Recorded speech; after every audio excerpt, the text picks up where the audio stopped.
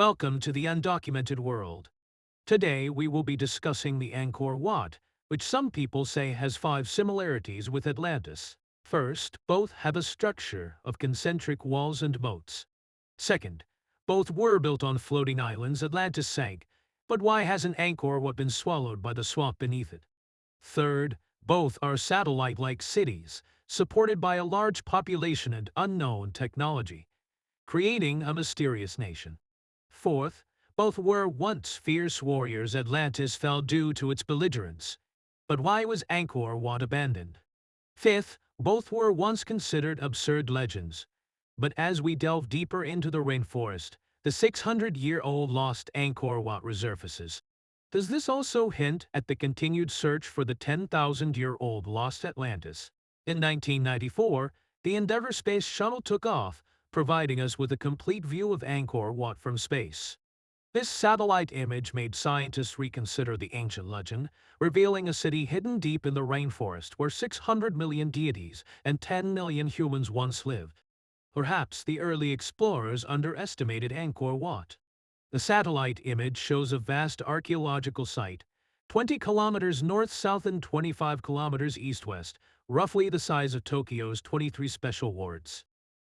Dr. Evans, a computer archaeologist, decided to use advanced technology to solve the first mystery of Angkor Wat, its scale.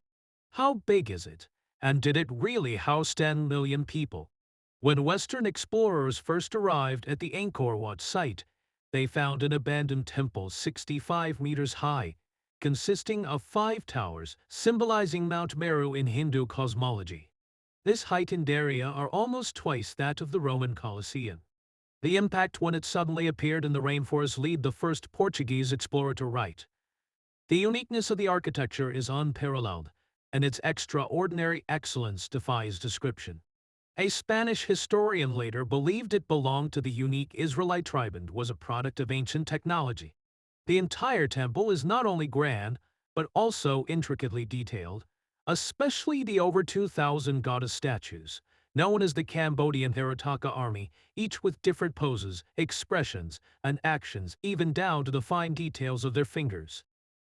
However, this is just one temple within the larger Angkor Wat complex. It's on a 200-meter wide, 5,555-meter perimeter moat. Let's call it Angkor Temple. Beyond it, in the dense forest, lies the even more ancient Bayon Temple, famous for its enigmatic four-faced stone pillars. Further exploration revealed the lost Bap Hun Temple, a 7-tiered pyramid, also symbolizing Mount Meru. For some unknown reason, the approach to it was a 200-meter-long causeway. In the ruins of the forest, explorers also found Top Ram Temple, which had merged with tree roots. Who and when built this cluster of temples? Over the centuries, explorers discovered 16 temples in the jungle, seemingly corresponding to the constellation Draco. This gave rise to the urban legend of a 12,600-year-old lost civilization that built Angkor Wat. Scientists, however, are not concerned with these urban legends. As they excavated, they realized a problem. The estimated 5 million stones, weighing around 3 million tons, used in the rainforest temples nearly equate to the combined weight of 3 Great Pyramids. But where are the builders? No traces of their dwellings or construction sites were found in the rainforest. Could it really be, as legend suggests, that King Jayavarman II used divine power to build it overnight? Impossible. Based on the varying degrees of erosion, it took at least 300 to 400 years to complete. But where did the workers live during this time? Dr. Evans from the University of Sydney decided to tackle this mystery using aerial lidar to scan the entire jungle, revealing hidden structures beneath the canopy grass and soil. He soon discovered many regularly spaced pits, about 25 meters in diameter, and mounds about 25 meters wide and 40 meters long. What are these? Dr. Evans' team dug into the rectangular mounds and found fragments of white porcelain, resembling tiles or pieces of pottery. Later, they uncovered fragments of a white porcelain bowl. At the deepest level, they found neatly laid stones, possibly remnants of roads and building foundations. Was there human habitation here? Continuing the excavation of the circular pits, they found nothing but mud. However, the mud provided the key to solving the mystery. Why do the mounds show signs of habitation while the pits are full of mud? This suggests a complete residential system.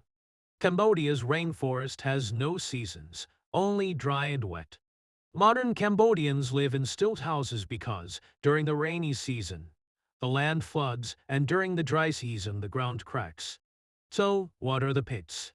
They are reservoirs, and the mounds are the foundations of their houses. Dr. Evans reconstructed the residential layout, revealing orderly settlements within the Angkor Wat moat, previously thought to be uninhabited. The mystery of the labor force was solved, but why did their residences disappear while the temples remained? To explain this, a restoration expert asked, why did Angkor Wat leave no historical records? Why must we rely on modern ground-penetrating radar and archaeology to uncover these mysteries? Because time decays everything. Their writings on palm leaves and animal skins, like their wooden houses, would disintegrate in the half-dry, half-flooded rainforest within decades. Only the stone structures could survive for thousands of years. Expanding his method to scan every temple within the Endeavour photo range, Dr. Evans discovered that these were satellite cities, each surrounded by dense residential areas. Currently, over 60 such sites have been found, and more may still be uncovered. Expanding the scan further, he found that the entire valley and jungle were dotted with hundreds of these satellite cities, covering an area of over 3,000 square kilometers, almost the size of Beijing within the Fifth Ring Road, far exceeding the current areas of New York, Tokyo, and London. Even if each satellite city had a population of 10,000, the total population of Greater Angkor could easily exceed 1 million. Unbelievable. 800 years ago, the largest city on Earth was not Constantinople or Lin'an in southern Song China, but in the depths of Southeast Asian rainforests. Dr. Evans titled his paper Angkor Wat, the world's largest city before the Industrial Revolution.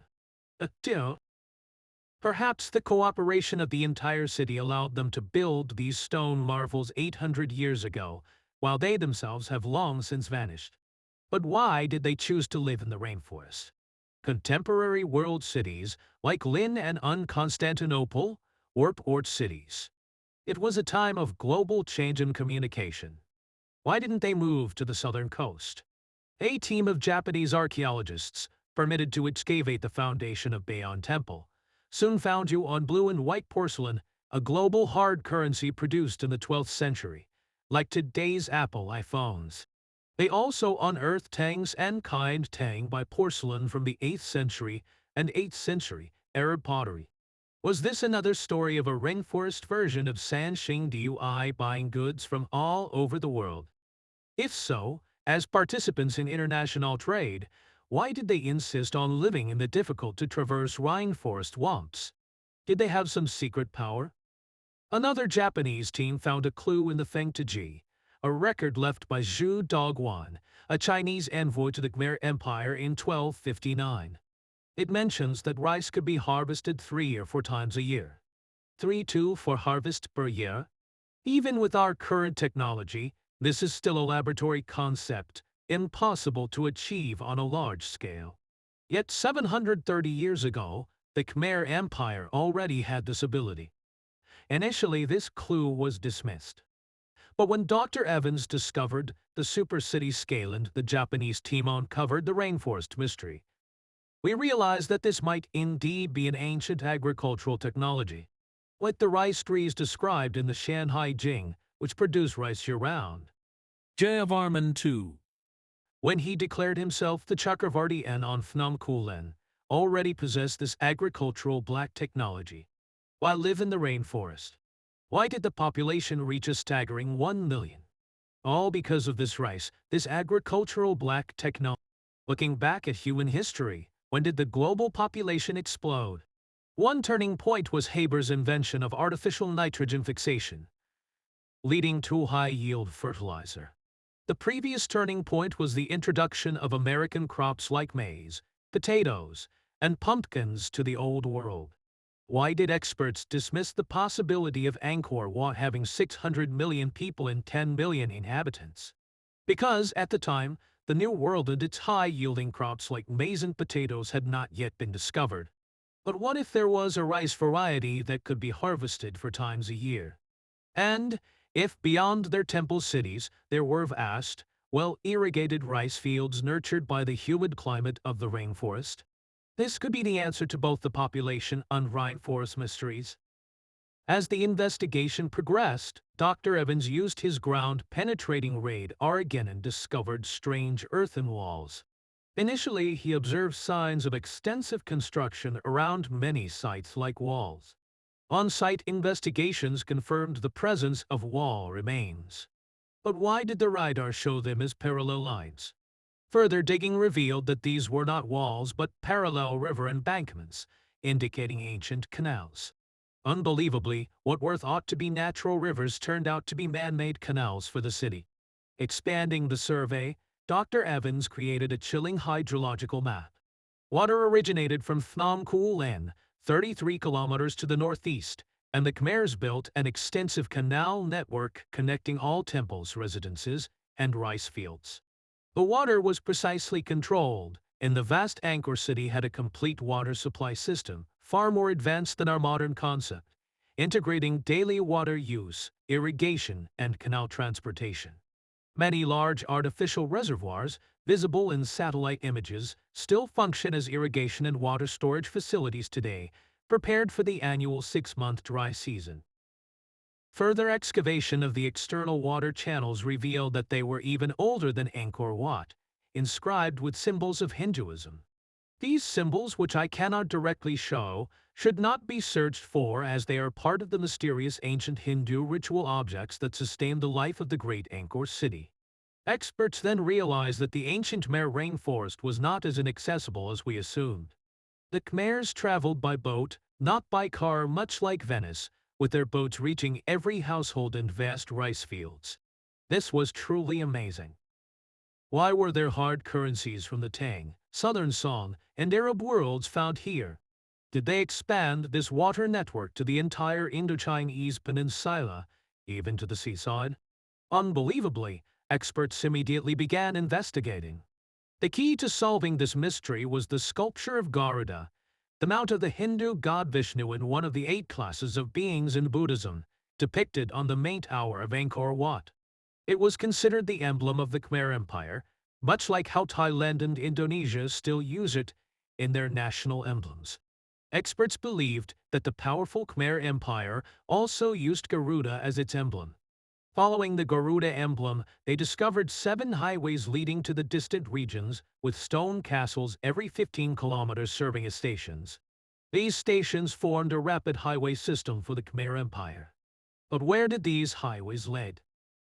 Soon, an international expedition found clues in the ancient Quai An Chon port in present-day Vietnam, which was part of the Kampa Kingdom during the Angkor Wat era. An ancient tower in Kampa not only showed the same stone craftsmanship as Angkor Wat, but also bore the Garuda emblem. What does this mean? Kampa and Quai An Chon were once part of the Khmer Empire. Extending this line of thought, more and more sites in the rainforest were revealed, spread across the Indochinese peninsula, centered around Angkor Wat in a cruciform pattern. This confirmed the conjecture that the Khmer Empire once ruled the entire region. Why not live in a convenient port? Because it was the center of Southeast Asia, using its developed water and land transportation to gather trade from the entire region. Further, this cruciform pattern, when expanded globally, placed Angkor at a crucial crossroads of the maritime Silk Road, connecting China to the east, Java to the south, India and the Arab world to the west, and even Yunnan and Sichuan in China to the north via the rivers and the forests. While the world was in turmoil, with the Crusades in Europe, Mongol invasions in China, and Muslim conquests in India, the Khmer Empire in Southeast Asia was like a paradise in the rainforest, thriving with its own rice-for-harvests technology, making it the world's largest city before the Industrial Revolution, as Dr. Evans wrote. Returning to the macro and micro perspectives, experts reviewed the massive stones and encountered another unexplained mystery. Initially, the Angkor Wat stone mystery, like the pyramids, puzzled many. The 5 million neatly carved gray stones, through microscopic crystal structure comparison, were all sorts from Phnom Kulen, 30 kilometers away. How were they transported? The route from Phnom Kulen into Angkor Wat was treacherous, muddy, and lacked proper roads. However, with the revelation of Dr. Evans' water transport system, the stone mystery seemed to be resolved. The ancient Khmers loaded the stones onto rafts and transported them to the construction sites of each temple. But another question arose: how were the stones so perfectly flat? The joints between two or even several stones showed an incredible 90-degree angle, with gaps so tight that a piece of paper couldn't fit. How were they polished? A German archaeological team solved this puzzle by finding a depiction in the 1-kilometer relief surrounding Angkor Wat. This image, they concluded, recorded the Khmer's stone polishing technique. Reconstructed, it showed 3 people operating, suspending 2 stones together and using their own weight to polish them until perfectly flat. But there was another issue. The central 5 towers of Angkor Wat, standing 65 meters tall, required intricate carving after being assembled. The carving removed nearly a third of the stone, and how did the workers ensure that each stone remained in place during the process? Moreover, the tower's center of gravity, unlike the stable Great Pyramid, was high and olive-shaped, and the surrounding stone galleries were also unstable. Yet, how did they stand for 800 years without collapsing? Further investigation revealed iron clamps in the stone joints. Remember the iron clamps we discussed in the Lugo U Bridge episode? This was the most advanced masonry technique in the 11th century. How did it spread to the remote Khmer rainforest? And who were the stonemasons who built these massive temples?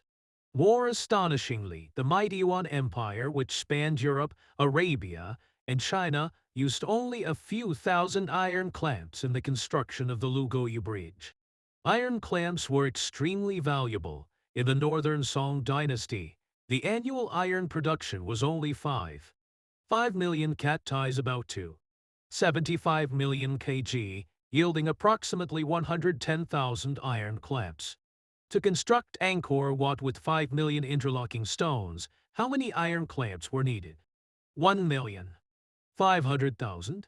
Thus, the greatest mystery of Angkor Wat emerged. Where did Southeast Asia get so much iron? Research indicated that the nearest iron ore source to Angkor Wat was a small hill called Phnom Dek, located at the foot of Phnom Kulen. The Kui people, who lived there, were said to be the iron workers of the Khmer Empire. They celebrated the new year with a peculiar shield dance, resembling a group of mysterious warriors. Their weapons, like the pick, resembled ancient Egyptian scimitars and ancient bronze swords. British archaeologists, delving into Phnom Dek and the Kui tribe, became even more perplexed.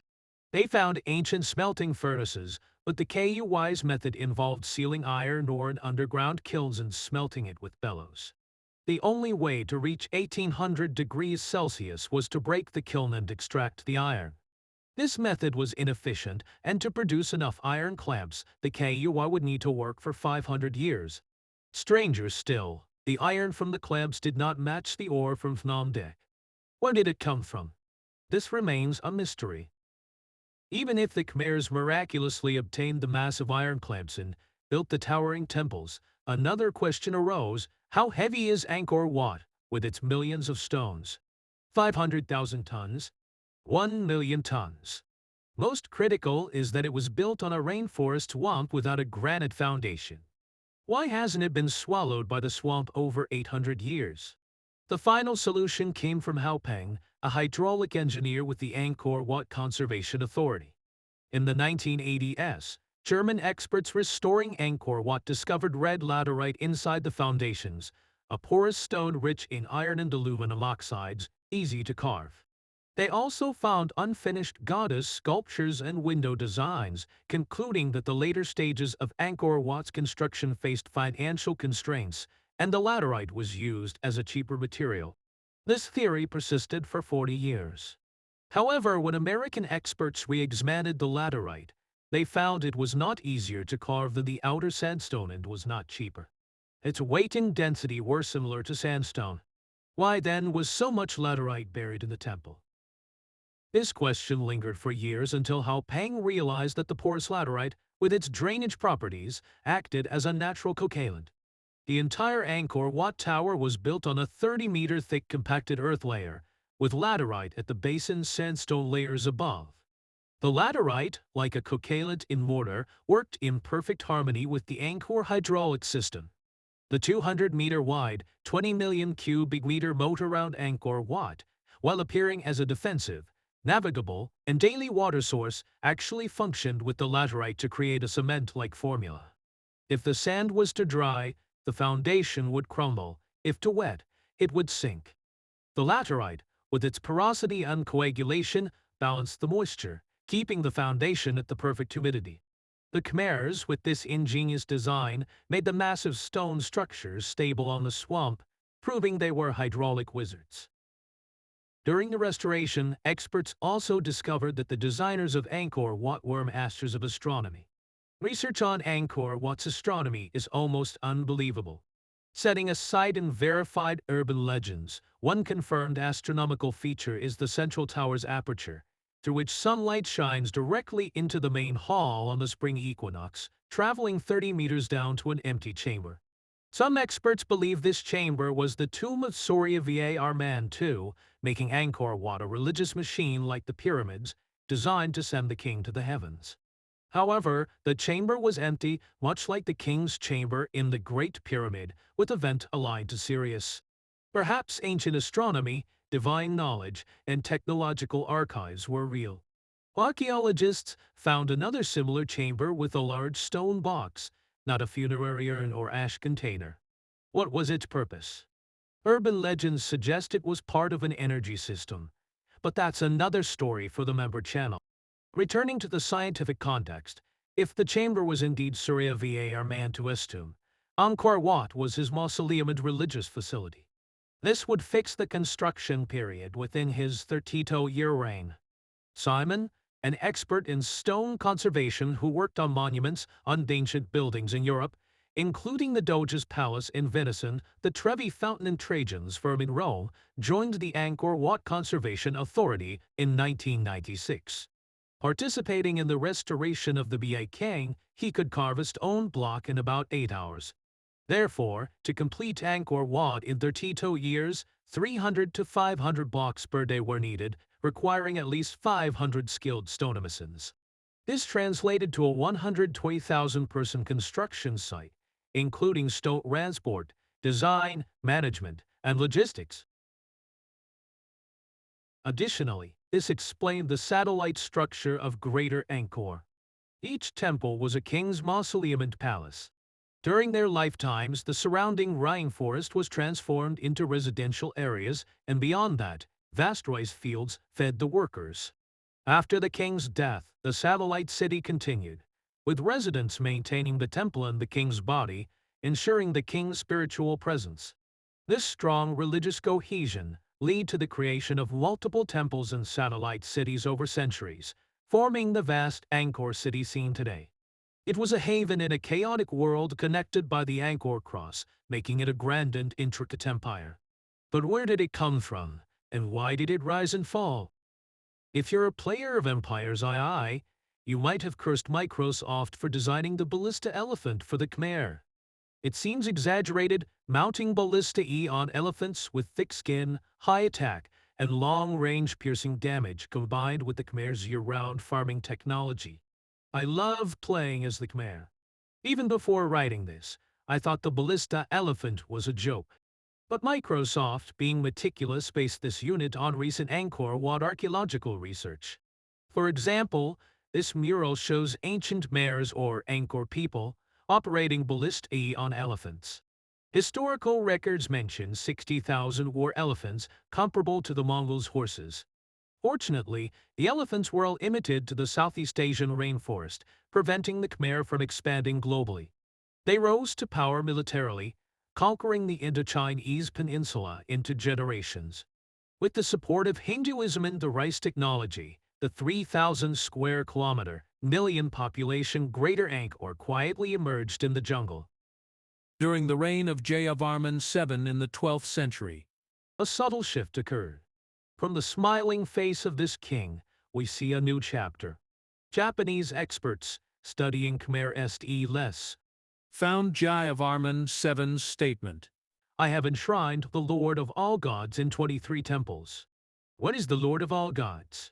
Hinduism, with its 600 million deities, never had a single Lord of all gods. As Hinduism fragmented with followers of Vishnu and Shiva in constant conflict, Jayavarman VII sought to unify the faith with a single deity. Who was this deity? In Thailand, 600 kilometers from Angkor Wat, researchers found a statue still revered by Thais adorned with golden flowers. The statue, covered in smaller deities, includes Varuna, Vishnu, and Shiva.